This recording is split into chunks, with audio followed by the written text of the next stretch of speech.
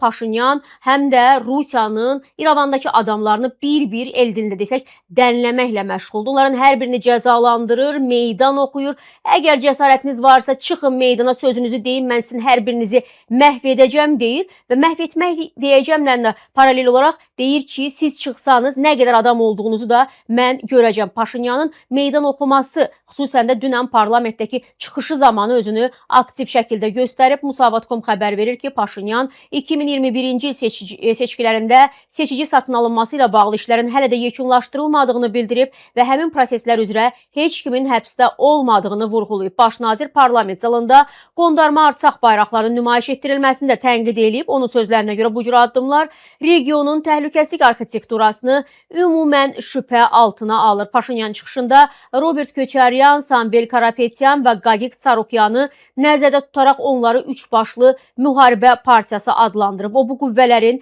gələcək nəsillər üçün təhlükə yaratdığını deyib və onların kökündən məhv edilməli olduğunu da bildirib. Baş nazir həmçinin müxalifətin səsləndirdiyi 300 min Azərbaycanlının Ermənistana qayıdışı mövzusunu da ümumən uydurma adlandırıb. Paşinyan seçkilərin saxtalaşdırıldığını iddia edən müxalifətə də sərt cavab verib. O bildirib ki, əgər seçkilər həqiqətən saxtalaşdırılıbsa, bunun yeri parlament və küçələrdir, boş bəyanatlar deyil. O deyir ki, mən bir daha soruşuram, kimin səsi saxtalaşdırılıb? Əgər belədirsə və əgər həqiqətən səsinizin saxtalaşdırıldığını düşünürsünüzsə, çıxın meydana, Respublika meydanına gəlin, görüm neçə nəfərsiniz deyib. Paşinyanın sözlərinə görə müxalifət küçələrə çıxmağa cəsarət etmir, çünki bu halda seçki rüşvətləri və müxtəlif təsir mexanizmləri ilə səsləri alınmış insanların da meydana axışacağını çox yaxşı bilir. O, müxalifət liderlərini yenidən meydana çağıraraq, aradan çıxmayın, meydana çıxın, görüm neçə nəfərsiniz mesajını verir. Bu açıq şəkildə Rusiyaya meydan oxumaqdır ki,